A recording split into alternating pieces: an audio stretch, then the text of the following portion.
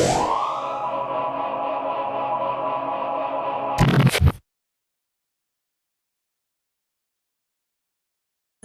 trust is in you.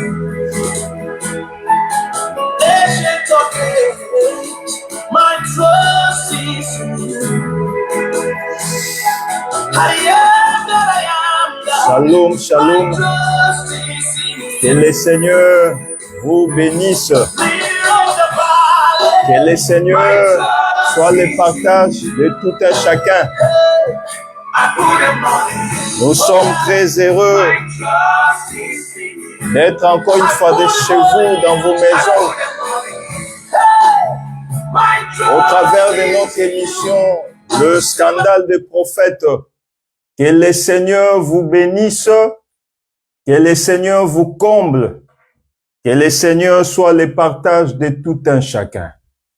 Il a plu à notre Dieu de accéder dans vos demeures respectives au travers Facebook et au travers de notre émission Le Scandale de Prophètes. Nous ne sommes pas seuls. Nous sommes avec l'homme de Dieu que vous avez déjà eu l'habitude de voir et de connaître. C'est un homme de Dieu puissant qui a une parole très convaincante. Quand il parle, on a l'appétit de l'écouter et de l'écouter encore. Il s'agit bel et bien de l'apôtre Maya Paolo Colomoni, qui est déjà habitué de nos plateaux.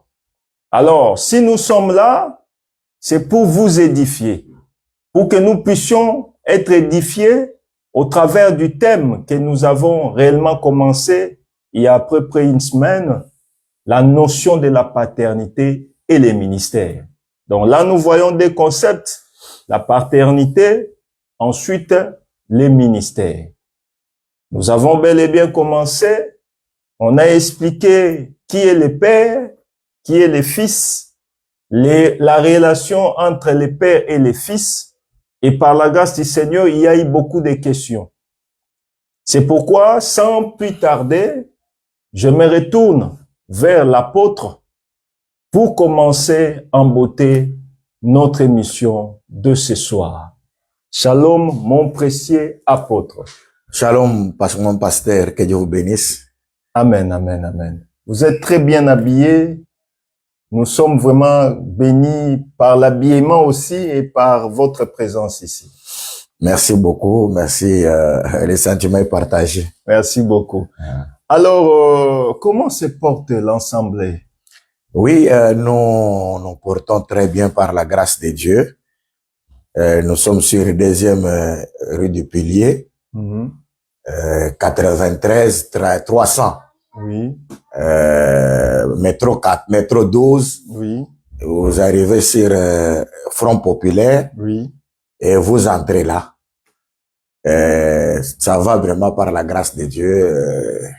Dieu nous fait grâce. Ah, c'est l'essentiel. Et nos salutations à tous les saints de Aubervilliers, Paris-Aubervilliers. Que le Seigneur vous bénisse. Je sais que vous êtes aussi nombreux en train de nous suivre présentement, pardon. Et nous savons que vous êtes tellement bénis parce que vous avez un homme qui parle bien et il faut vraiment profiter de la grâce. Mon apôtre, nous avons eu des questions et beaucoup de gens n'ont pas été convaincus par rapport à ce que vous avez dit que un enfant peut aussi être père. Vous avez parlé de ça, c'est-à-dire quand les enfants de Jacob sont venus, ils ont appelé leurs frères enfants.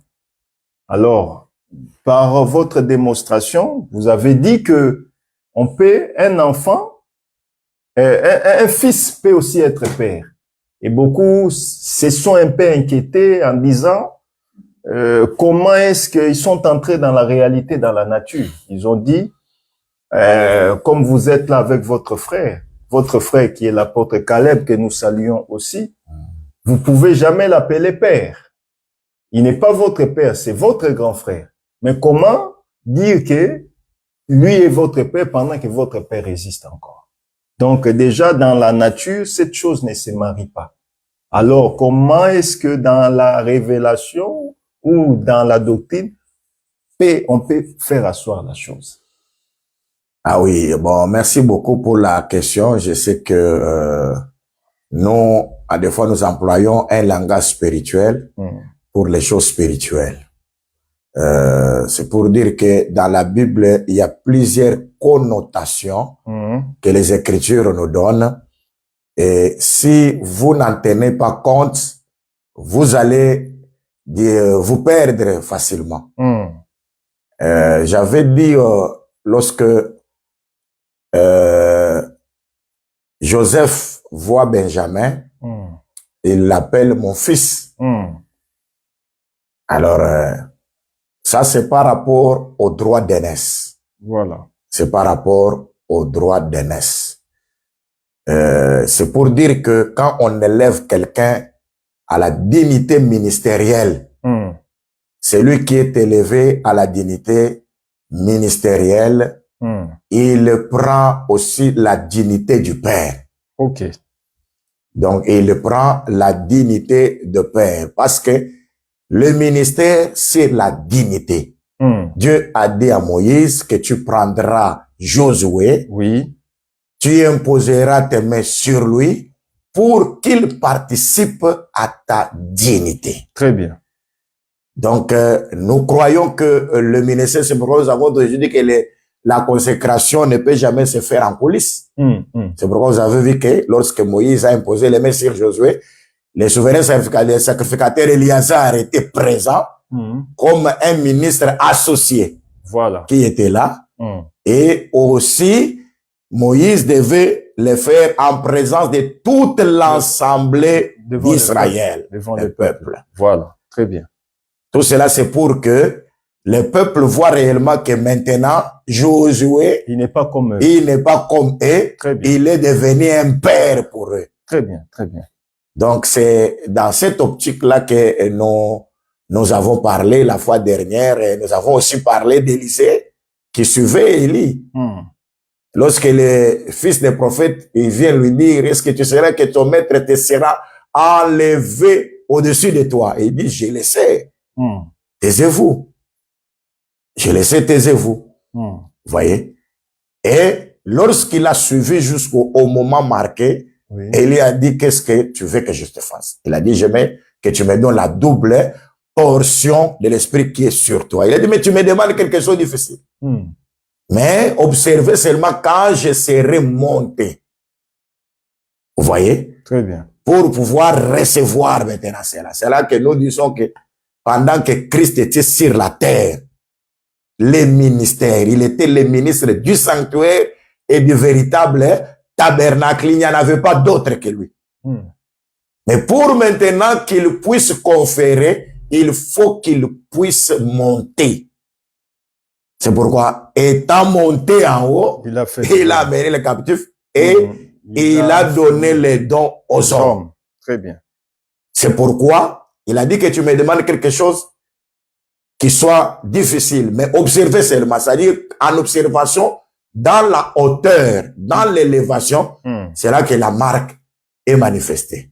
Pourquoi il a demandé la double portion? Nous avons dit, Moïse a dit, si quelqu'un a des femmes, qu'il y a une femme qui n'aime pas, mais cette femme a enfanté le premier-né. Il donnera à ce fils-là la double portion. C'est-à-dire la double portion, c'est un héritage pour les premiers-nés. C'était pour les premiers-nés. C'est-à-dire ce que Élisée demandait, c'était qu'ils deviennent les premiers-nés. Un premier-né, c'est un père. C'est pourquoi vous remarquez que quand le manteau est descendu sur lui et qu'il a affronté le Jourdain, il a frappé, il a dit, où es-tu le Dieu d'Élie? Le Jourdain s'est partagé. Alors, ces fils des prophètes là sont venus là se prosterner. C'est-à-dire, ils ont compris maintenant que Élisée, il est devenu supérieur à eux. Qu'est-ce qui a rendu que Élisée devienne supérieur aux autres? C'est le manteau qu'il a reçu. Et ils ont dit, ah, l'esprit d'Élie est descendu vers Élisée. Ils ont compris maintenant que Élisée, c'est l'incarnation d'Élie. Très bien. Mais qui était Élie? Vous remarquerez que Élisée, il a dit mon père, mon père. Élie, c'était tout un père. Et lorsque l'esprit du père descend vers le fils, mais le fils là, il devient père pour les autres. Ouais, ça. Très bien. C'est pourquoi nous disons que le père, ce n'est pas un nom. Mais le père, c'est un titre. Quand on dit aller baptiser au nom du Père, du Fils et du Saint-Esprit, le Père n'est pas un nom.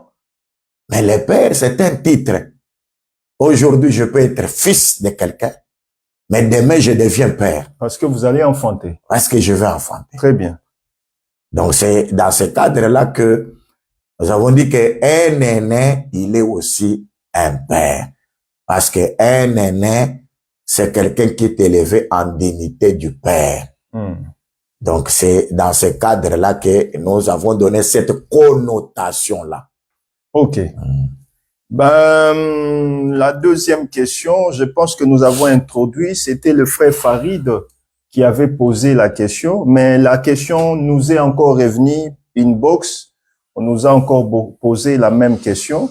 Comme il y a le bien-aimé qui nous suivent, pourriez-vous encore nous donner la lumière concernant peut-on avoir plusieurs pères? Bon, c'est ce que je dis que Israël avait plusieurs pères. Israël avait plusieurs pères. Parce que c'est Dieu qui les confirme. En Exode chapitre 3, verset 15e. Okay. Il se révèle à Moïse, il dit qu'il va leur parler. Que je suis le Dieu de leur père. Les pères au pluriel. Et en parlant de pères au pluriel, il dit le Dieu d'Abraham, d'Isaac et de Jacob. C'est très important. C'est comme quelqu'un a enfanté dans la foi. Et celui-là aussi a enfanté.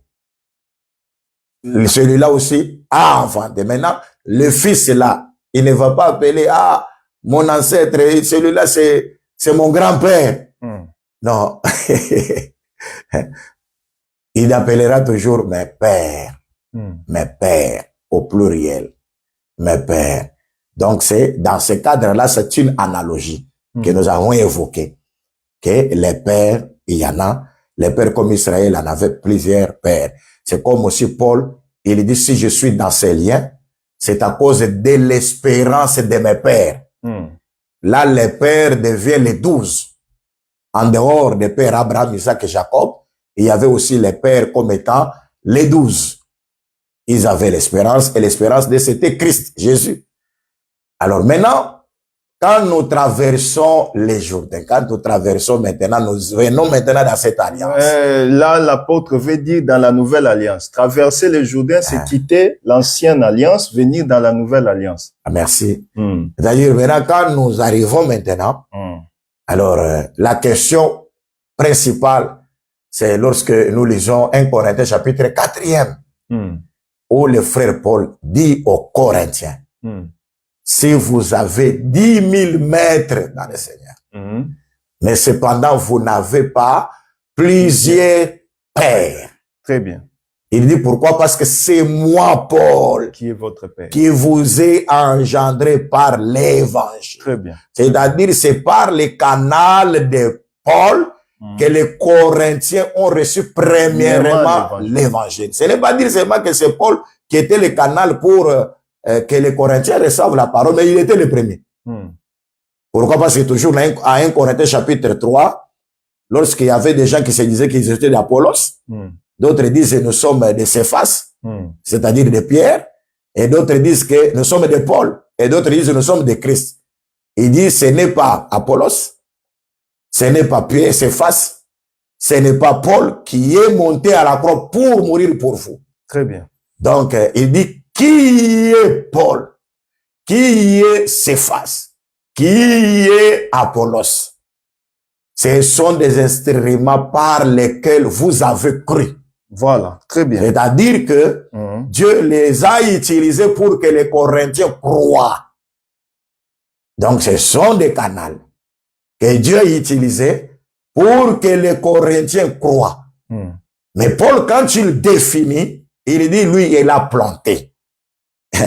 Mais Apollos a arrosé. Très bien. Or, celui qui plante, c'est le premier.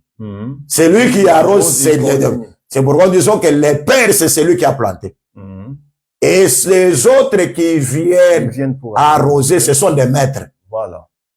Mais le supérieur, ce n'est pas celui qui plante. Le supérieur, ce n'est pas celui qui arrose, mais c'est celui qui fait croître la semence. Dieu lui-même. Donc, c'est Dieu lui-même. Très bien, très bien. Bien expliqué. Donc, c'est dans cette optique-là que je voulais que l'on puisse avoir la précision d'abord, parce que nous ne pouvons pas mettre l'écriture de Dieu en prison. Quand nous prenons l'écriture, nous devons expliquer, parce que il n'y a pas de puissance contre la vérité de l'écriture. Amen, amen, amen. Donc la vérité, l'écriture, c'est l'absolu, c'est l'absolu. Et ce que j'avais dit au jour d'autre fois, j'avais dit, on a pris Moïse, on l'a mis dans la caisse des joncs. Mais on n'a pas placé la caisse des joncs n'importe où. Dans l'eau. On a placé la caisse des joncs parmi les roseaux. Vous voyez? Les roseaux. Le peuple, quoi. Vous voyez? Donc c'est pour simplement que quand la fille de Pharaon vient, écoute le bruit, elle vient vérifier, elle trouvera Moïse caché dans les joncs, mais il est parmi les roseaux. C'est Jésus qui interprète les roseaux. Il dit quoi? Il dit, qu'est-ce que vous êtes allé voir dans les vers? Un roseau agité par le vent. Très bien. Donc les roseaux, selon Jésus, c'est le prophète. Donc il interprète Jean-Baptiste comme les roseaux. Or, qui était Moïse, c'était un libérateur. Alors, pour trouver le libérateur, il faut le voir là où il y a les roseaux. C'est pour nous, quand nous prêchons l'hippopotame, il dit que son habitation, c'est parmi les roseaux. Alors, c'est-à-dire que nous voyons que Moïse devait l'hippopotame qui doit demeurer dans les roseaux. C'est-à-dire, les roseaux, ce sont des prophètes. Ce n'est pas seulement un seul roseau comme Jean-Baptiste, mais plusieurs roseaux comme les prophètes. Vous avez besoin de la parole, consultez les livres de l'Éternel. Allez là où il y a les roseaux. C'est là que vous trouverez la vérité.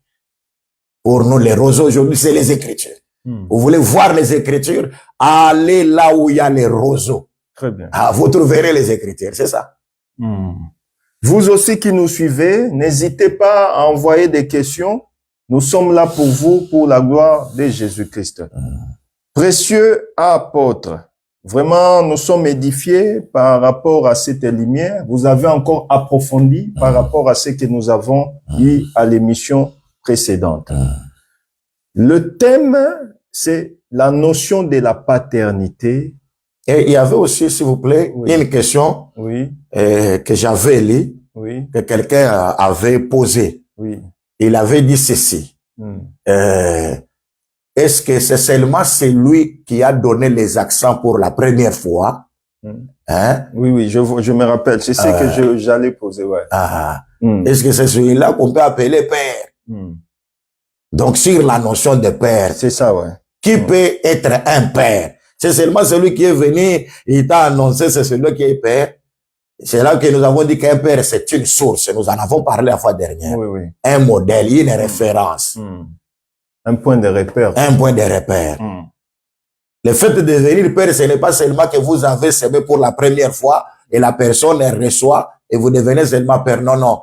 Le père, il continue il doit être un modèle. Voilà. Il doit être un modèle pour le peuple. C'est ce que nous avons toujours dit, c'est que la femme samaritaine avait dit à Jésus au puits de Sychar. Il a dit, est-ce que tu es plus grand que notre père, Jacob? Donc la référence, c'était Jacob, le père. Qu'est-ce que le père a fait? Il a d'abord crevé. Le puits, ça c'est d'abord la première chose que le père fait. Donc là où il n'y avait pas d'eau, il crève, l'eau sort. C'est-à-dire là où il y avait la sécheresse, il fait germer la parole. Très bien, très bien. Donc ça, c'est le Père. Et ce n'est pas seulement qu'il germe la parole. L'Écriture dit, il a lui-même bu de l'eau. Vous voyez? C'est-à-dire que lui-même s'identifie à cette parole. Et l'Écriture dit, il a donné aussi l'eau, ses fils ont bu.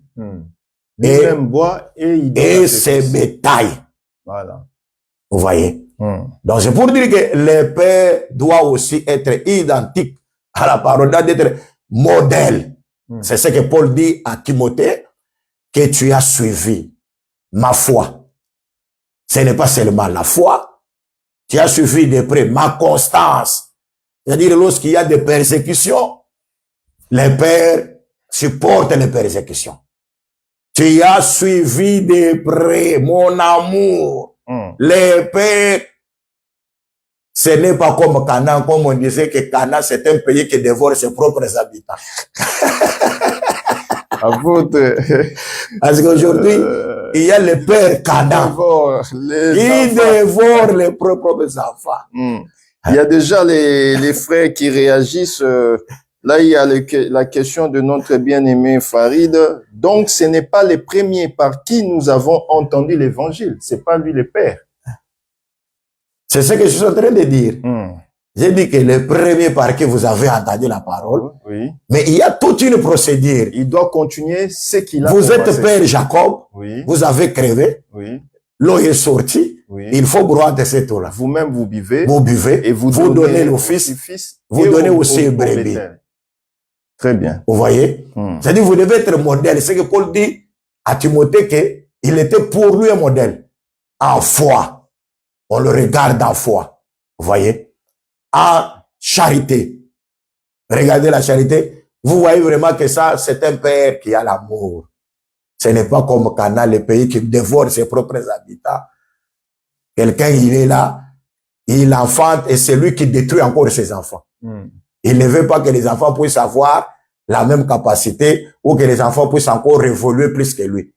Et ce que nous avons aujourd'hui, que quand Isaac est venu, il a crevé les mêmes puits que les pères avaient crevé, mais les païens étaient venus pour mettre de la sable.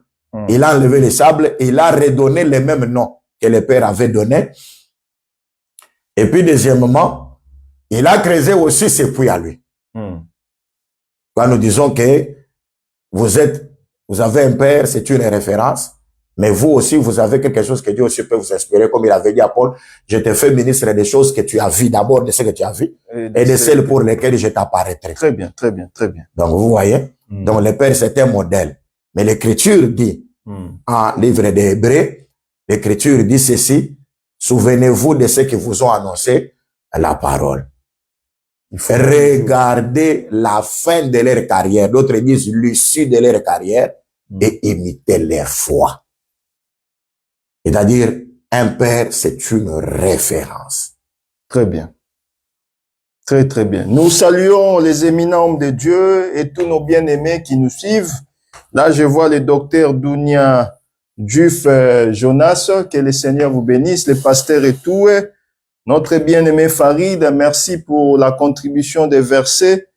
Le salut aussi, les bien-aimés James Bemi. Vous tous qui nous suivez, que le Seigneur vous bénisse. Alors, nous avons dit tout à l'heure que le thème principal, c'est la notion de la paternité et le ministère. Là, vous avez un peu explicité même concernant la paternité. Je sais qu'il y a des questions qui pleuvent, mais le ministère maintenant, c'est ce qui fait un peu du pépin aujourd'hui. Pas seulement en France, pas seulement en Europe, mais dans notre communauté. Permettez-moi de le dire ainsi. Vous remarquerez que nous confessons des choses, nous confessons la parole, mais nous avons du mal à maîtriser la doctrine. On verra un pasteur, un prophète, un docteur, il prêche bien la révélation, mais concernant la doctrine, on a du mal à placer les choses selon ce que nous avons reçu. Alors, pour ne pas aller fort recto, qui y est un ministre? Par définition, le ministère, c'est quoi? Merci pour la question. Du coup, je dirais que le ministère, c'est la responsabilité. Le ministère, d'abord, c'est la responsabilité qu'on accorde à quelqu'un. Un ministre, c'est un homme don. Il est différent avec quelqu'un qui a reçu les dons de prophétie. Ça, c'est on a donné les dons. Expliquez-vous quand vous dites on a donné les dons. C'est-à-dire Dieu donne un don de prophétie et la personne prophétise, même une femme peut prophétiser. Oui. Les dons de parler diversité des langues. Très bien. Les dons d'interpréter des langues. Ça, ce sont des dons qu'on donne. C'est pourquoi l'Écriture dit à chacun. La manifestation de Dieu a été donnée pour l'utilité commune. Il a donné à l'un une parole de connaissance, une parole de sagesse. Mais les ministères, les ministres lui-même, c'est un don que Dieu donne. C'est pourquoi vous remarquez l'Écriture dit, étant monté en haut, il a mené les captifs et il a donné des ordres aux hommes. L'Écriture dit, il a donné les uns. On ne dit pas il a donné aux uns. Il y a la nuance là. Il y a une nuance. Quelqu'un pouvait dire, mais pourquoi il dit qu'il a donné les uns au lieu de dire qu'il a donné aux uns. Donc les uns là comme apôtres, eux-mêmes ce sont des dons, des hommes dons. C'est pourquoi on dit il a donné les uns. C'est-à-dire qu'il a donné les uns comme apôtres. Les uns là c'est les dons. C'est différent qu'il a donné aux uns. Il a donné au pasteur Mike. Il a donné le pasteur Mike. Donc vous-même vous êtes un don. Vous-même vous êtes un don. Voilà. Donc, les ministères, il a donné les pasteurs Mike comme pasteur. Ce n'est pas il a donné au pasteur Mike, mais il a donné les pasteurs Mike comme pasteur. Donc là, le pasteur lui-même, c'est un don. Donc, quand vous voyez les ministères, c'est Dieu lui-même. Manifesté. Très bien. C'est pourquoi Jésus-Christ a dit, comme mon Père m'a envoyé. Donc Jésus est l'envoyé de Dieu. Et il dit, moi aussi je vous envoie. Très bien. C'est lui qui vous reçoit, me reçoit. C'est-à-dire, quand on reçoit un ministre, c'est Jésus lui-même. Vous voyez? Très bien. Et pourquoi quand je parlais que le ministère, c'est la responsabilité, je l'ai vu. C'est comme mon pasteur est tout. Et je salue, que Dieu bénisse mon pasteur. Il a dit, quand vous dites quelque chose dans cet évangile, il faut seulement vous poser la question, où est-ce que vous avez ramassé ça? Très bien. Et c'est très important. Donc, nous voyons Dieu qui a mis Adam dans le jardin d'Éden. Très bien. Adam était tiré de la terre. Vous voyez? C'est ce que je vous dis, que quand Dieu tire quelqu'un en dehors du jardin, il forme, c'est un cadavre. Dieu met le souffle. Là, le cadavre ressuscite. Et comme il est ressuscité, il n'a pas encore demeuré là-bas. Dieu doit le placer dans les jardins. Les jardins, c'est une femme. Cantique de Cantique 4. La Sunamite était un jardin. Fermé. C'était une vierge. Destinée pour un mari. Dans d'autres versions, scellé. Scellé. Voilà. Alors, maintenant, quand Dieu place Adam dans le jardin d'Éden, il lui donne une responsabilité. Genèse 2e verset 15. Il l'a placé dans le jardin. Oui. Pour qu'il puisse cultiver les jardins et garder les jardins. Voilà. Très bien. C'était tout un ministère qui devait accomplir. Adam devait accomplir le ministère. C'est une charge. Responsabilité. Une responsabilité. C'est pourquoi nous disons que la responsabilité, on ne la donne pas à un immature. La responsabilité, on la donne à quelqu'un qui a la maturité. Voilà.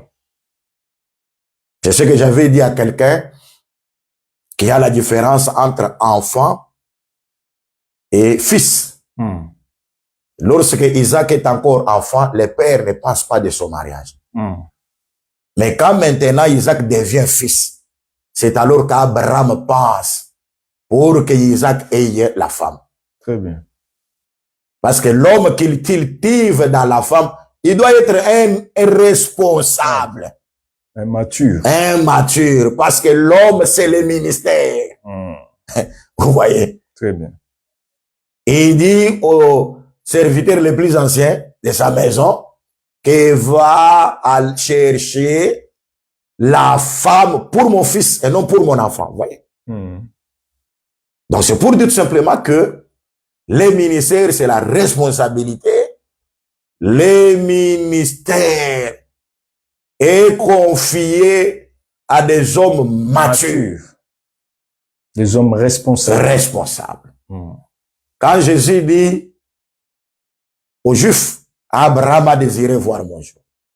Il l'a vu. Il a tressailli d'allégresse. Mais Abraham a désiré voir les jours du Fils de l'homme. Où? Est-ce que c'était dans la naissance? Parce que moi, j'ai dit que Isaac, c'est Dieu revenu. Il a dit à Abraham, l'année prochaine, je reviendrai. Et Sarah aura fils. Quand est-ce que Dieu est revenu? Dieu est revenu dans la naissance d'Isaac. Très bien. Très bien expliqué. Vous voyez? Alors maintenant, quand Isaac est né, Abraham n'a pas fait la fête. Il n'a pas organisé le festin. Parce que là, Isaac, c'est un enfant. Il ne peut pas se réjouir. Il dit, il s'est réjoui lorsqu'il a vu. Il l'a vu, il a tressailli d'allégresse. Mais ce n'était pas dans la naissance d'Isaac. Mais c'est lorsque Isaac a été sévré. On l'a enlevé aux mamelles. Très bien, très bien. Or, ceux qui demeurent au lait sont encore des enfants. Mais ceux qui sont enlevés au lait, ce sont des hommes adultes. Ce sont des hommes faits. Donc, Abraham fête lorsqu'il y a un homme fait.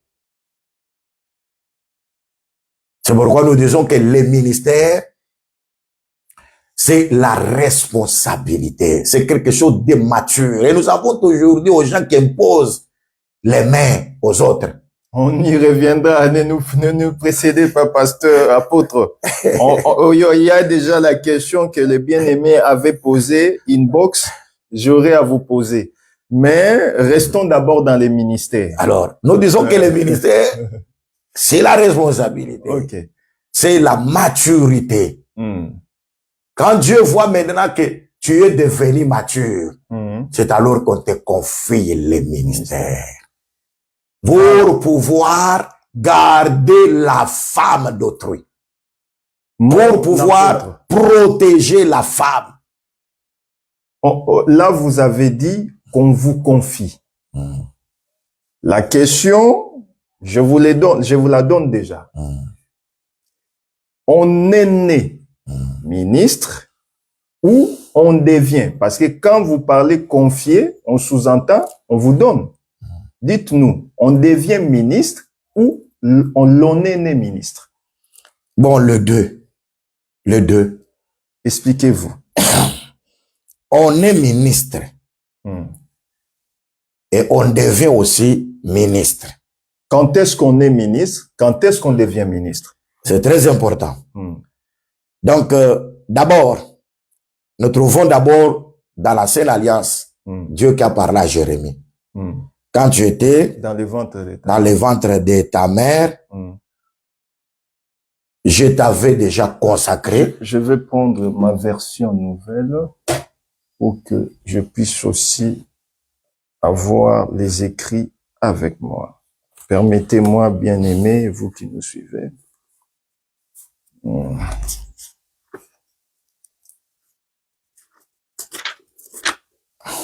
Oui, nous avons Jérémie, oui. Oui, je parle en passant. Oui. Parce qu'on on n'a pas le temps. Pour qu'on pour- puisse gagner du temps. Vous pouvez lire chez vous, vous pouvez juste donner les versets. Donc, Jérémie, ils peuvent commencer au premier verset. Oui. Et donc, la version dont l'apôtre est en train de parler, c'est au verset 4e. Je Ok. vais lire vite fait jusqu'au verset 4. Sans problème, sans problème. La parole de l'Éternel m'a été adressée. Avant de te former dans le ventre de ta mère, je te connaissais. Et avant que tu naisses, je t'avais consacré, je t'avais désigné prophète pour les nations. C'est très important. Hmm. Donc, Dieu avait déjà Hmm. consacré Jérémie dans le ventre de sa mère, avant qu'il puisse Naître. naître. Hmm. C'est ce que même Paul, quand il parle de deux enfants qui étaient dans le ventre de leur mère, Hmm. ils n'avaient rien fait de bien, ils n'avaient rien fait de mal. Mais l'élection de la grâce était tombée sur Jacob. Dieu a aimé Jacob, il a eu Esaïe. Donc c'est pour dire que avant que nous puissions venir dans le temps, nous étions d'abord des ministres que Dieu a déjà connus. Dans l'éternité. C'est très important. Hmm. Et Paul le dit à Galates, chapitre 1er. Hmm. Il dit que Dieu qui m'avait choisi dès le ventre de ma mère. Hmm. Vous voyez? Hmm. Dieu l'avait déjà choisi dès le ventre de sa mère. C'est très important. On peut lire ça? Oui. Galates chapitre 1er.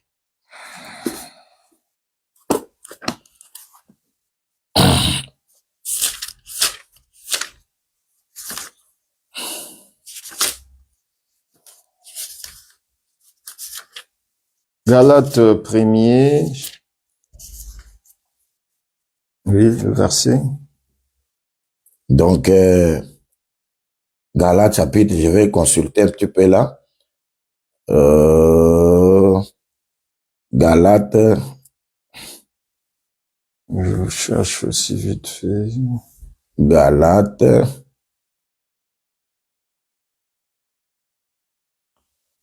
C'est le verset 15e. verset 15e, ok. Mais Dieu m'avait mis à part dès le ventre de ma mère Dès le ventre de ma et mère. m'a appelé par la grâce. Par la grâce. Je continue. Oui. Lorsqu'il a trouvé bon de révéler son Fils en moi, afin que j'annonce parmi les non-juifs, je n'ai consulté personne. Je ne suis même pas monté à Jérusalem vers ceux qui étaient apôtres avant moi. Mais je suis aussitôt parti pour l'Arabie, puis je suis retourné à Damas. C'est-à-dire que Paul, il confirme que Dieu Dieu le connaissait avant, quand il était dans le ventre de sa mère. mère. Ouais. Et après, il l'a appelé pour pouvoir lui confier la charge de prêcher l'évangile. Premièrement, il n'a pas consulté ceux qui étaient venus avant lui. Mais c'est après que pour ne pas courir en vain, il est allé là-bas pour exposer la chose Bien et expliqué. qu'il lui donne la main d'association. Donc c'est pour dire que on est ministre parce que cette chose, c'est la chose que nous recevons avant que nous venons dans les temps. C'est très important. Maintenant, quand nous venons dans les temps, c'est alors qu'on devient ministre. Luc chapitre 1er. Ok. Luc chapitre 1er. Luc 1er. Verset 1er. Verset jusqu'au verset 2. Je lis au nom du Seigneur Jésus-Christ. Amen. Plusieurs ont entrepris de composer un récit des événements qui se sont accomplis parmi nous. Ok. D'après ce que nous ont transmis, ceux qui étaient des témoins oculaires dès le commencement. Dès le commencement. Et qui sont devenus des serviteurs de la parole. Ici, on dit qu'ils sont devenus des ministres de la parole. Voilà. Donc, ils sont devenus. Ils ont été des témoins dès le commencement. Ils ont été à l'éternité. Et ils ont été témoins dès le commencement. C'est-à-dire l'éternité, ils sont venus jusque dans les temps. Ils ont été témoins de tout ce que Jésus a fait. C'est pourquoi nous disons que les apôtres qui étaient avec Jésus, ils ont vu des témoins. Et ils étaient des témoins oculaires. Voilà. Vous voyez? Mais pour qu'ils deviennent les ministres, c'est lorsqu'ils ont reçu le Saint-Esprit. Ok. Pourquoi nous disons que les apôtres, même quand ils marchaient avec Pierre, Pierre était un converti. Oui. Il n'avait pas le Saint-Esprit. Il n'avait pas le Saint-Esprit. Ok. Il a dit que Satan vous a réclamé, vous, pour vous cribler comme les froment. Mais moi, j'ai prié pour toi, Pierre, pour que tu ne défailles pas. Mais lorsque tu seras converti, tu affermiras tes frères. Donc, pour que Pierre affermisse les autres, il faut la descente du il faut qu'il soit converti. Or, la conversion, c'est avoir le Saint-Esprit, être né de nouveau. Ok. Vous voyez? Mais pendant tout le temps qu'il marchait avec Jésus, là, il était converti. Mais il était témoin. Mais il n'était pas encore devenu. Pour devenir, affermir les autres, il faut qu'ils soient convertis. Très bien. Vous voyez?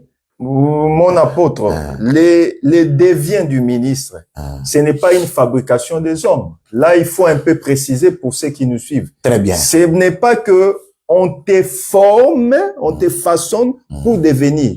Mais c'est l'Éternel lui-même qui fait que tu puisses devenir. Expliquez un peu. Alors, c'est ça. C'est que nous disons que quand on devient ministre, c'est de la volonté de Dieu. D'abord, c'est le ciel qui t'a pour dire que tu en as la chose. C'est pourquoi quand on est venu dire à Jean, c'est lui que toi tu as baptisé là. Vous voyez qu'il y a beaucoup de gens qui le suivent. Et il baptise beaucoup. Jean reconnaît les personnes ne peut recevoir que ce qui lui a été donné du ciel. D'abord, le ciel a déjà donné. Et maintenant, dans la terre, sur la terre, maintenant, ceux qui sont là, ils viennent maintenant confirmer la chose que Dieu t'a donnée. C'est ce que je voulais dire par anticipation. Ici, vous avez coupé la parole. Et quand on donne la main d'association, c'est-à-dire on confirme la chose. Ce n'est pas que maintenant, tu ne donnes pas les ministères à quelqu'un. Les mains, on peut te poser les mains par quelqu'un qui prêche le fait sormeux dans sa bouche. Même s'il crache les Même s'il crèche comme ça, tu n'auras pas les ministères. Parce que tu n'as pas été témoin d'abord, tu n'as pas été... Les gens vont chercher qu'on leur impose les mains pour qu'on les appelle ministres, pour qu'ils soient respectés. Mais quand ils prêchent, vous ne sentez rien. Cadavre. Vumbi, comme on appelle nos frères du Congo-Brazzaville. Vumbi. Vous ne sentez rien.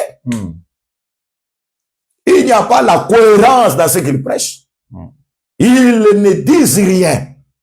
Ils ne créent pas. Parce que quand le père agit, le fils agit aussi. Très bien. Vous voyez, il ne crée pas.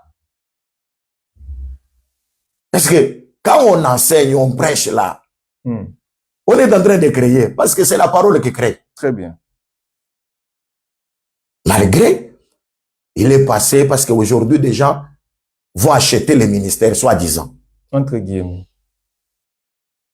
Ils donnent de l'argent.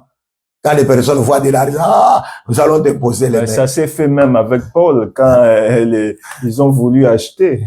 Ah oui, il a payé avec ton argent. Avec Pierre, voilà. Le magicien là. Voilà. Il a dit que vous me donnez les dons et moi je vous donne l'argent.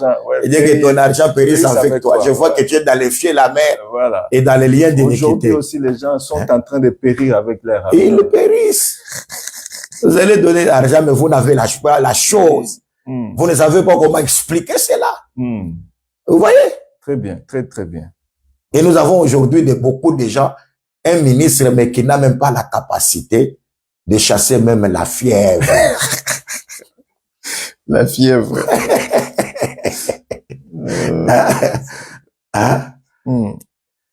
Donc, quand le Seigneur a confirmé, l'Écriture dit au livre des Hébreux, que si même la parole qui a été annoncée par des anges avait son efficacité. La parole annoncée par des anges, ça c'est dans l'ancienne alliance. La parole annoncée par des anges avait l'efficacité. Même quelqu'un qui pouvait tordre ça, il recevait les jugements de Dieu. Très bien. L'écrivain de l'Épître aux Hébreux dit, mais à combien plus forte raison la parole annoncée par Jésus-Christ lui-même et que les apôtres ont annoncé. Dieu confirma leur témoignage. par de divers miracles Très bien. et des dons du Saint-Esprit donnés selon la volonté de Dieu. Vous voyez? Voilà. Quand nous prêchons la parole doit être confirmée. Dieu doit appuyer les témoignages. C'est comme l'écriture de Marc 16.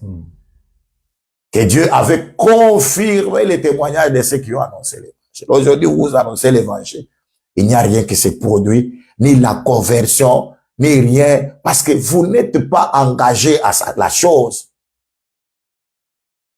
Apôtre, c'est pourquoi nous disons que les ministères, même si c'est Dieu qui t'a confié, les hommes doivent confirmer.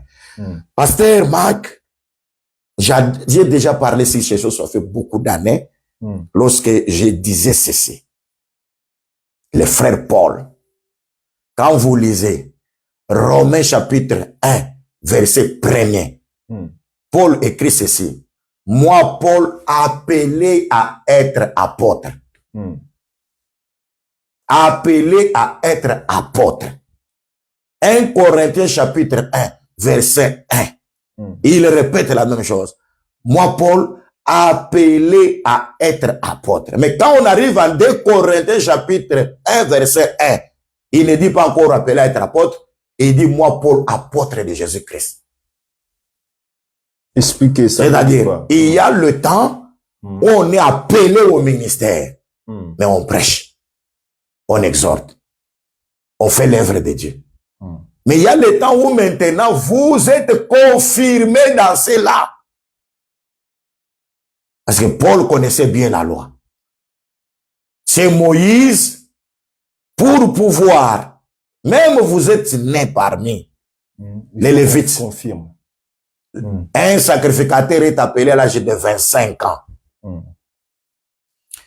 Et ce n'est pas à l'âge de 25 ans qu'il va entrer maintenant dans le sanctuaire pour travailler jusque-là. Et il doit attendre encore 5 ans. Jusqu'à l'âge de 30 ans. Et maintenant, quand il reçoit l'âge de 30 ans, maintenant, il est confirmé pour faire tout travail qui concerne l'autel. Très bien.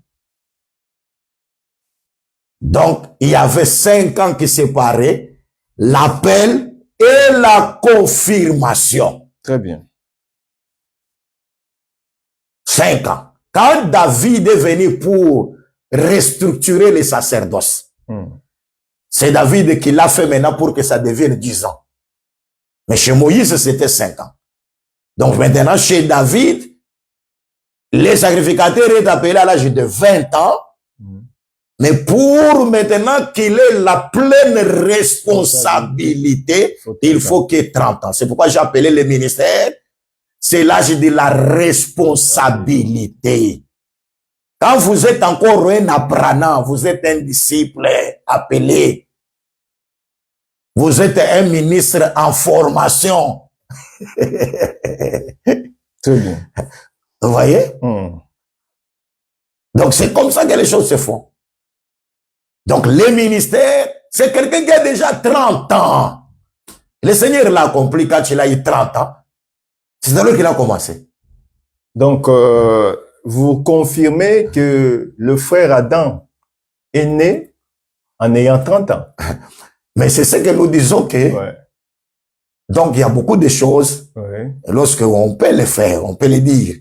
C'est-à-dire que Dieu a tiré Adam. Oui. D'abord, il n'était pas dans le jardin. Il était en dehors du jardin. Vous voyez? Très bien. Et maintenant, quand tu le tires, il lui donne la responsabilité. Ça, ce sont des images que nous donnons d'abord. Parce qu'il y a des personnes qui veulent prendre des images comme réalité comme ça. Or, dans l'écriture, nous avons des images, nous avons l'allégorie, nous avons l'exemple, nous avons l'ombre. Vous voyez? Donc, Dieu a pris Adam de là où il a été créé pour les ramener maintenant dans le jardin d'Éden. Et pour les ramener dans le jardin d'Éden, l'écriture n'a pas révélé l'âge Vous êtes là? Oui, je suis là. Je suis en train de lire les commentaires du docteur Van Faubert à Djemba. Que le Seigneur vous bénisse pour votre soutien par rapport à l'enseignement. Je vais lire. Ainsi, pour devenir ministre de la parole, il faut être converti. Scellé du Saint-Esprit. Tous ceux qui se disent pasteurs, apôtres, etc., mais n'ayant pas le Saint-Esprit, ils sont pas en soi ministres de Dieu dans la vérité. Ils sont nombreux dans des assemblées des saints consacrés, ministres, mais en réalité païens encore inconvertis, n'ayant pas le Saint-Esprit, accusés par leurs œuvres. Voilà la place du dépouillement selon qu'il est écrit, mais à celui qui n'a pas, on notera même ce qu'il a. Que Dieu vous bénisse, mon docteur. Merci pour votre complément. Ah oui. Merci, docteur. Merci, que Dieu vous bénisse. Merci beaucoup. Merci au bien-aimé, l'homme de Dieu, José Ilengo, et aussi au pasteur Christian Etoué. Donc, continuez, mon apôtre. Nous sommes là aussi pour eux. Donc, quand ils mettent des commentaires, il faut qu'on les lise aussi. Ah oui, merci beaucoup, mon précieux docteur. Bon, c'est la chose la plus importante, c'est que nous disons. Oui. Pierre inconverti ne peut pas fermer les autres. Très bien, très bien. Mais Pierre converti, il affermira les autres. Très bien. Parce que les gens se précipitent, je deviens pour prêcher. Mais tu n'es pas converti. Tu es païen. Tu es païen. Et c'est qu'un des ministres a dit que les 4 lépreux, pour qu'ils apportent la bonne nouvelle, il faut qu'ils d'abord puissent manger d'abord. Manger, ouais. Toi, tu n'as pas encore mangé. Maintenant, comment tu vas annoncer la bonne nouvelle? C'est compliqué. C'est ça. Donc, c'est pour dire simplement que pour être ministre, il faut que tu sois d'abord baptisé du Saint-Esprit.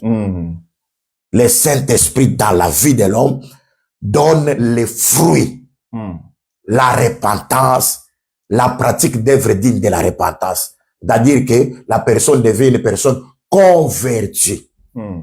Vous voyez, aujourd'hui, ça se passe comme ça, même dans les assemblées, comme il dit, même dans les assemblées des saints. Oui, oui. Parce que quelqu'un croit que lorsque vous venez... Nous ne pouvons pas juger ces vidéos. On commence d'abord... Quand vous venez dans une localité où on a écrit l'église des saints, l'église des Élis, directement quand vous entrez là, vous devenez saint. Non, non. Très bien. Et vraiment, j'ai toujours dit que Noé, et donc Enoch a marché avec Dieu 300 ans. Mais il est mort à l'âge de 365 ans. C'est-à-dire qu'il y a les 65 ans que Enoch n'a pas marché avec Dieu. Et cela n'avait pas été compté. Très bien, très très bien. Très bien précisé. Donc c'est très important. Cela n'avait pas été compté, les 65 ans. Parce qu'il y a des gens qui ont mal placé la révélation. Les 365 ans, ce sont 365 jours. C'est une année. Non, ça c'est le calendrier romain. Et la Bible n'est pas écrite dans le calendrier romain. Même quand on explique les 70 semaines, vous voyez la dernière semaine qui est partagée en deux. On voit l'arrivée des 2 témoins, vous voyez les 1260 jours, qui sont les 42 mois. Vous voyez que dans les calendriers juifs, il n'y a pas 28 jours un mois. Un mois n'a pas 29 jours. Un mois n'a pas 31 jours. Mais un mois n'a seulement que 30 jours. Très bien. Et quand vous voulez interpréter quelque chose dans les Écritures, il faut voir. Et il faut voir. Il faut jeter un coup d'œil en arrière et voir les autres, même dans les calendriers. C'est pour ça que les 65 ans d'Enoch étaient les 65 ans du temps de l'ignorance. Et après ça, Dieu a commencé à marcher avec lui. C'est ce qu'il a fait en Égypte. Ils avaient leur calendrier, mais lorsqu'ils mangent l'agneau pascal, Dieu dit, pour vous, c'est moi. Sera pour vous les premiers mois de l'année. C'est-à-dire que le calendrier commence à partir du temps où tu as commencé à manger l'agneau en totalité avec les herbes amères. Très bien. Donc, vous voyez. Donc, les choses doivent se dérouler de cette manière-là. Donc, une personne n'a pas encore mangé l'agneau Ouais. Il n'a pas encore la maison, qu'on a pris le bouquet d'hysope, on a mis dans le sang et on a mis sur les linteaux. Il se déclare, ah, moi je suis de l'Assemblée des Saints. Ah. Mais pour qui est le bouquet d'hysope? Parce que moi j'ai tout parlé que le bouquet d'hysope là, c'est l'œuvre du ministère qui le fait. Qui l'enlève dans les bassins pour le faire monter. Le pasteur, les merci vous salue. Il dit que le Seigneur vous bénisse. Nous vous saluons aussi, pasteur, les merci. Mimi, ça c'est mon frère. Que le Seigneur vous bénisse. Pasteur, mon apôtre, toujours dans notre thème, vous avez démontré qu'on ne peut pas être ministre sans avoir le Saint-Esprit. Bon. Aujourd'hui, nous avons et nous voyons quelqu'un qui est apôtre, demain il devient prophète, et ensuite un jour vous le verrez, il est pasteur.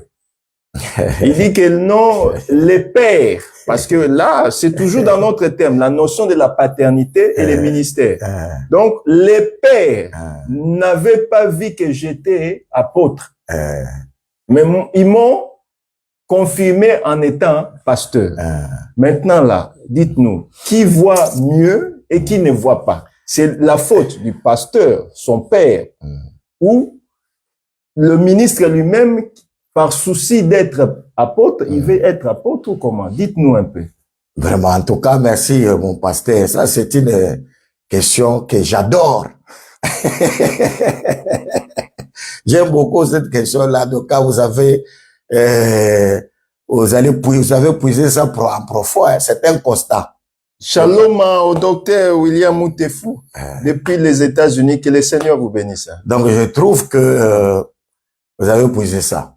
Donc, je pense que les gens, ce que vous appelez les pères, là, à des fois qui font beaucoup d'erreurs. Ah bon? À des fois, ils commettent beaucoup d'erreurs. Vous acceptez, vous? À des fois, ils commettent, pourquoi il y a plusieurs qui se répandent aujourd'hui. Ils disent que nous avons imposé des mains précipitamment, nous avons fait comme ça, tout ça, c'est parce que les gens ne considèrent pas le Saint-Esprit.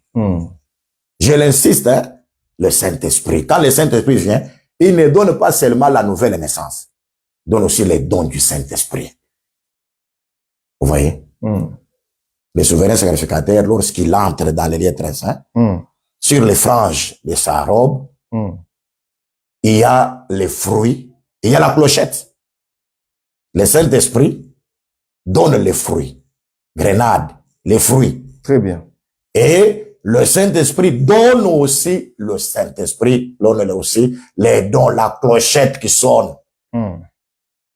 On ne peut pas seulement dire la clochette, c'est l'interprétation. On peut aussi donner la clochette comme étant les dons du Saint-Esprit qui font que par cette sonnerie, les gens, Seigneur, renvoient encore des gens à la parole. Vous voyez? Quand Dieu utilisait les apôtres avec des dons spirituels, les peuples les louaient hautement.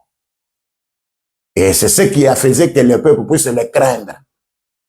Quand Dieu vous utilise, la puissance de Dieu manifestée, le peuple est craint. Pardon, 2 secondes. Shalom au pasteur Timothée. Merci pour votre soutien. On vous salue, Timothée Mouloumé depuis Lubumbashi. Ah oui. Que le Seigneur vous bénisse. Oui, Bif, le vendeur de blé. Le vendeur de blé, que le Seigneur vous bénisse. Merci. Oui. Donc, nous disons ceci. Et c'est très important. Très important. Les frères Paul disent ceci. Il dit à Timothée, ne néglige pas les dons qui est en toi. Vous voyez? Les dons est en toi. Nous parlons que ces dons-là, c'est les dons du ministère. Les dons qui est en toi, que toi, tu as reçu par la prophétie. D'abord, la prophétie. Ce n'est pas les mains qui donnent. C'est la prophétie. Alors, pour identifier que vous êtes pasteur, d'abord, la première chose, il faut que la prophétie sorte. Cette prophétie, c'est le don de la prophétie. Les dons de la prophétie identifient. Voilà. C'est bien confirmé. Donc, Dieu révèle. Au travers quelqu'un Oui. qui a les dons de la prophétie. Pourquoi ça? Mhm. Parce que Dieu voit mieux que nous. Mhm. Dieu voit mieux que les hommes. Vous allez mettre quelqu'un pour qu'il prêche. Quand il enseigne, vous dites, ah, cette façon d'enseigner, Tu es docteur. il est docteur. Or, c'est Dieu qui l'a utilisé dans cette circonstance-là parce qu'il voit les besoins du peuple. Mhm. Et maintenant, après, quand vous allez encore l'écouter, C'est un prophète. ah, ça c'est un prophète. Mhm. Ça c'est ta manière de voir d'une manière Ce n'est pas charnelle. Dieu qui a vu, c'est toi qui as vu. C'est pourquoi l'Écriture dit que tu as reçu par prophétie. Tu as reçu par prophétie. Donc, les dons là, c'est la prophétie qui a parlé. Mhm. Et avec l'imposition des mains, avec là, c'est un complément d'accompagnement. Ça vient Ça pour compléter c'est ce que tu as pour reçu. compléter ce que Dieu a déjà révélé. Très bien expliqué. Bravo. Très bien. Vous voyez ça? Donc l'imposition des mains ne vient pas pour donner. Mais l'imposition des mains devient pour confirmer ce que la prophétie a déjà donné. Très bien. Vous voyez ça? C'est pourquoi nous trouvons aujourd'hui Des changements de beaucoup de changements des ministères. prophète, docteur, évangéliste, on ne sait pas il est quoi.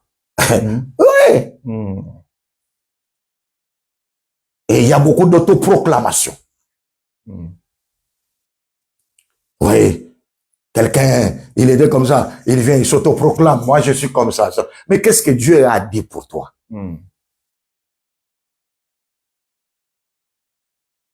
C'est très important. Très bien. Moi, j'ai toujours dit que c'est ce que j'avais dit la fois dernière. C'est sûr que Dieu peut parler à Samuel, mais il doit utiliser la voix d'Élie. Quand Dieu vient devant Samuel, il parle. Samuel écoute comme si c'est Élie qui l'appelle. Il dit non, moi, ce n'est pas moi qui t'ai C'est appelé. pas moi. Mais Dieu a utilisé la voix d'Élie. Parce que Dieu utilise d'abord les aînés. Par leur canal, c'est alors que nous écoutons Dieu. Et maintenant, les Élis là, doivent avoir l'oreille attentive au Seigneur pour nous donner l'orientation vraie. Maintenant, quand tu vas écouter encore cette voix, réponds, mais voici, Seigneur.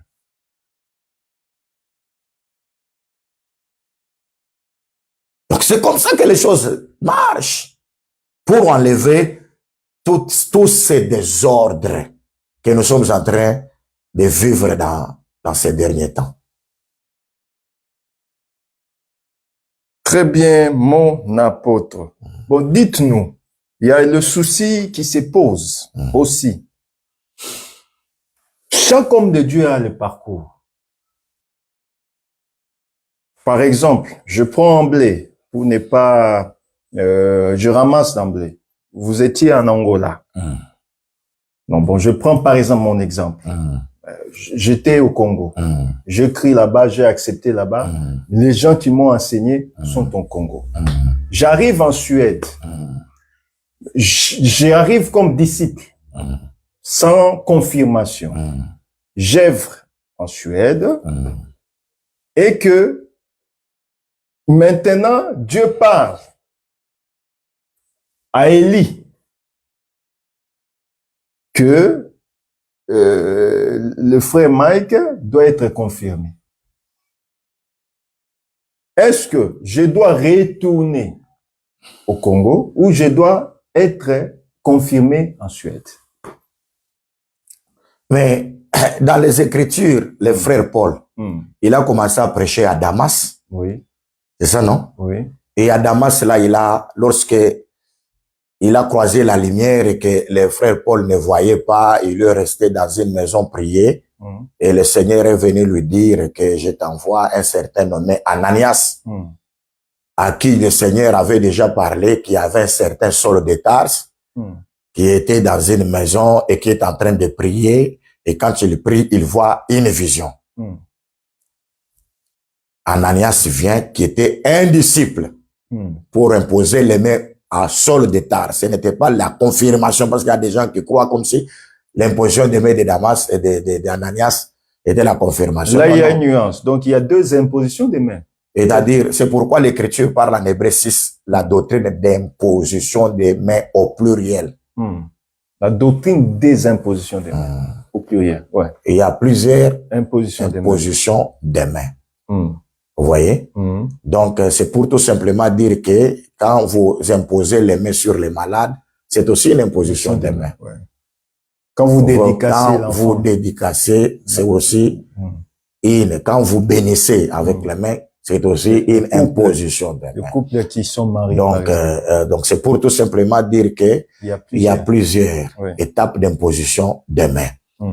Alors, pour Ananias, c'était Dieu l'a envoyé pour qu'il soit rempli du Saint-Esprit et qu'il puisse ouvrir ses yeux. L'imposition des mains là, c'était pour que Paul soit rempli du Saint-Esprit et que ses yeux s'ouvrent. Voyez-vous? Alors, il lui a annoncé le juste pour dire que Dieu m'a envoyé pour que toi, tu connaisses les justes. Les justes, c'est le Seigneur. Oui. Vous voyez? Qui était Ananias? Parce qu'il y a un débat que nous avons fait avec beaucoup de personnes. Ils ont traité Paul égal à Pierre. Ils ont dit que ce sont des prémices.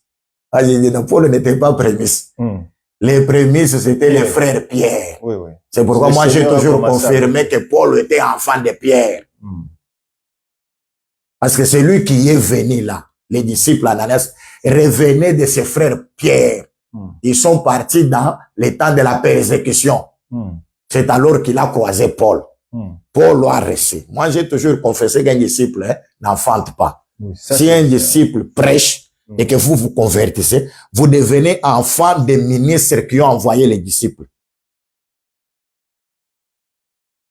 Parce que le disciple n'est pas encore...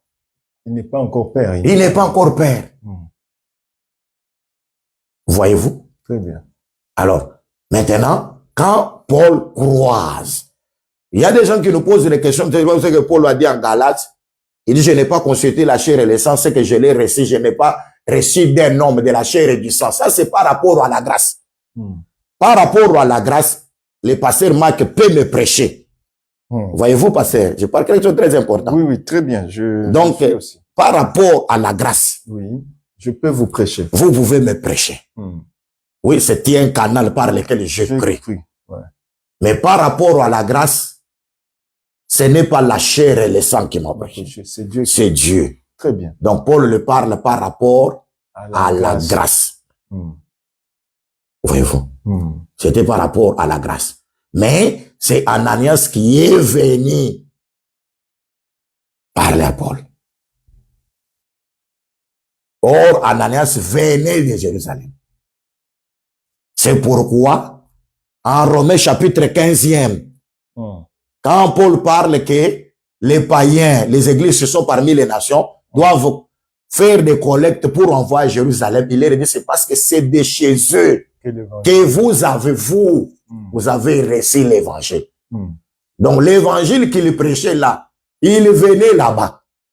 C'est pourquoi il a dit aux Corinthiens, est-ce que c'est de chez vous que la parole est sortie ou c'est à vous celle qu'elle est parvenue? Vous voyez? Donc la parole a commencé d'abord à Jérusalem. C'est très important. C'est pourquoi Paul, quand il pouvait prêcher à Damas, prêcher là où il pouvait prêcher, mais il voulait confirmer que la chose ne puisse pas courir en vain. Il est retourné à Jérusalem, là où la chose était sortie. Voyez-vous? C'est là qu'il est retourné. Et quand il est retourné, il a exposé et on lui a donné la main d'association. C'est-à-dire? C'est pour dire, vous êtes allé à Suède, vous êtes sorti de Kinshasa et que vous avez prêché, il faut retourner là-bas. D'où vous êtes venu. D'où vous êtes venu. Ce n'est pas que quelqu'un qui te ramasse là à Suède. Moi, je suis ministre et ne te connais même pas. Ouais. Je dois prier pour toi. Non, non. Il faut retourner. Très bien. Très bien. Donc, j'ai fait cette démarche-là dans les Écritures. C'est comme le docteur de la loi posait la question, qui est mon prochain? Veut dire, le prochain, c'est celui-ci. Mais Jésus a commencé à faire la démarche. Les choses de Dieu, vous ne pouvez pas commencer à répondre directement. Non, il faut faire la démarche. Mon apôtre, nous allons vers la fin, mais on n'a pas encore fini. Supportez-nous encore quelques minutes. Hein. On va épuiser les questions qu'on nous avait posées. Maintenant, vous n'avez pas prêché quelqu'un et que la personne vienne, il vous dit non, il faut m'imposer les mains. Est-ce que ça peut se faire? La personne vient, il faut lui poser beaucoup de questions. Ouais. Pourquoi tu n'es pas parti chez celui qui t'avait prêché? De qui es-tu fils? Voilà. Oui. Donc, quand Saoul voit tous les déplacements de David là, dans les champs de bataille, tous les déclarations, ce qu'il fait, il pose la question à Abner, de qui est-il fils? Donc, c'est ça. Donc, on ne peut pas, par exemple, moi qui est là, mais comment toi tu vois dois... la grâce et je dis, il faut m'imposer les mains. Ça peut pas se faire. C'est-à-dire qu'on va lui dire que c'est un Bethléemien. Il est le fils d'Isaïe. C'est-à-dire qu'on découvre la source de David. Ok. Mais comme toi, tu n'as pas encore découvert la source du monsieur, il t'apporte l'argent, tu imposes les mains. C'est pourquoi il y a beaucoup de gens qui se sont engagés dans l'égarement de Balaam. Balaam savait déjà qu'on ne peut pas maudire Israël. Parce que c'est le peuple que Dieu a béni. Mais après, il recevra l'argent du roi de Moab pour se détourner de la voie. Et nous disons que ça, c'est la voie de Balaam. Et aujourd'hui, je vous l'ai dit, ce qui tue beaucoup de gens, c'est la cupidité. L'amour de l'argent. C'est la racine de tout le monde. L'amour de l'argent. Il y a beaucoup d'années passées, il y avait un ministre qui appelait un certain serviteur de Bethel, Jéroboam. Tu sais pourquoi? Pourquoi? C'était parce que Jéroboam, quand il est venu, il a changé de date de fête. Il a établi des sacrificateurs qui ne sont pas ici de la tribu de Lévi. Voyez-vous? C'est là le rôle. Il a changé les lieux d'adoration. Il a mis à Dan et à Bethel pendant que les lieux d'adoration étaient à Jérusalem. Donc, il y a aujourd'hui beaucoup de faiseurs des hommes de Dieu. Mais quand on regarde, c'est pourquoi il faut vérifier. Et moi, j'ai toujours dit au peuple de Dieu que douter quelqu'un qui n'est pas ministre, ce n'est pas un péché. Mais on éprouve les bâtons, la verge va flérir. Oui. La contestation est biblique. Même le frère Paul dit, mais si pour vous, je ne suis pas apôtre. Si pour les autres, je ne suis pas apôtre. Mais néanmoins pour vous. Parce que vous êtes les sceaux de mon apostolat. Très bien, très bien. Donc, contester, douter, c'est biblique. Ah oui. Amen. C'est pourquoi moi j'ai toujours dit l'imposition des mains pour confirmer les ministères. Il faut laisser quelqu'un prêcher. C'est d'abord ceux qui étaient avant vous, qui ont reconnu la grâce, qui ont imposé les mains. Mais ce n'est pas fini. La main d'association, c'est l'imposition des mains. Mais la main d'association est continuelle. Il faut vérifier son enseignement. Vous avez appris que non, le bien-aimé Colomoni, il est ministre. Vous ne l'avez jamais vu. Vous l'avez appris. Il a prêché quelque part, il a annoncé, il a fait ceci. Mais maintenant, quand il vient vous le croiser, vous avez écouté les renoms, mais quand vous voyez le monsieur en question, il arrive, il ne vous convainc pas. Vous allez lui donner la main d'association parce qu'il a été imposé les mains quelque part. Non. Il faut éprouver. C'est pour dire qu'un ministre de Dieu, on doit lui donner la main d'association partout où il passe. Quand il prêche, quelle part il était. Parce qu'il y a des gens maintenant qui sont restés des personnes de l'histoire. Quand j'étais. Vous voyez, on était en 1900 comme ça. Et moi, je prêchais comme ça. Mais maintenant, on ne voit pas la chose. Et je dois dire que non, tu as la chose parce qu'il y a une histoire pour toi.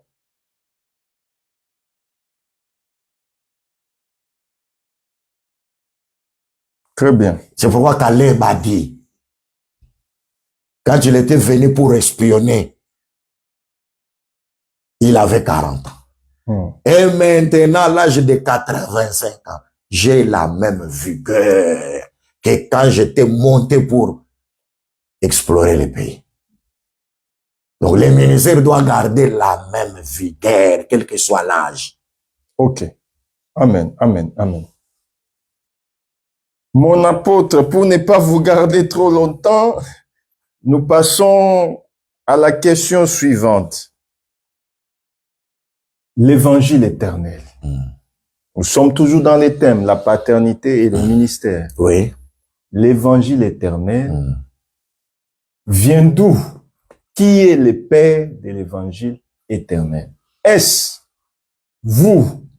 Parce qu'il y a certaines personnes qui disent que vous êtes aussi les prémices d'Angola. C'est vous qui êtes les pères en Angola. Est-ce que vous confessez ou vous appuyez les gens qui confessent ainsi ou comment? Mais vous avez appelé l'évangile éternel. C'est ce que Paul a dit, que Dieu a mis en évidence la vie et l'immortalité par évangile. Donc, l'évangile. Quand on pose la question aujourd'hui de connaître un homme comme ça de la terre, qu'il est le père de l'évangile éternel. Mais il faut qu'il puisse s'identifier à Job. Quand Dieu est venu à Job, parce que Job disait, Seigneur, si la porte du ciel était prête, que moi-même je puisse comparaître devant lui, voir son trône, je déclarerai que je suis innocent. Mais quand Dieu est venu, il a dit, serre ton rein comme un homme et je te parlerai. Serre ton rein comme un homme. Il a posé à Job la question, est-ce que tu connais le père de la pluie? Dans le Deutéronome 33, la pluie, ce sont les instructions. C'est l'évangile. La pluie, c'est la parole. Et d'ailleurs, l'évangile éternel, c'est la pluie. La pluie a un père. Et c'est là maintenant qu'en Proverbe, l'Écriture dit, les vents du nord enfantent la pluie. Si vous voulez connaître le père de l'évangile éternel, c'est les vents du nord. Donc, les vents du nord, vous voyez, quand Israël s'est tourné à Kadesh Barnea, à Seir, pendant 38 ans, Dieu est venu, il a dit, vous avez demeuré longtemps à cette montagne. Levez les yeux et regardez vers le côté du nord. Du nord. C'est-à-dire, Dieu voulait les amener là où était la provenance de la pluie. Parce que lui-même était la voix du nord. Très bien. La voix du nord. C'est pour tout simplement dire tout simplement que quand Paul dit, est-ce de chez vous qu'est sortie la parole ou c'est à vous celle qu'elle est parvenue? Donc, c'était pour tout simplement dire que l'évangile, la source de l'évangile, c'est en Dieu, notre sauveur.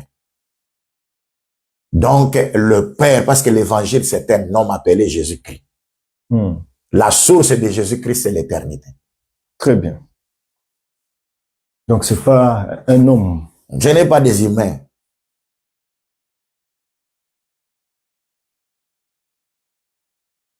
Très bien. En tout cas, nous allons pas vous prendre trop de temps parce que nous avons même débordé.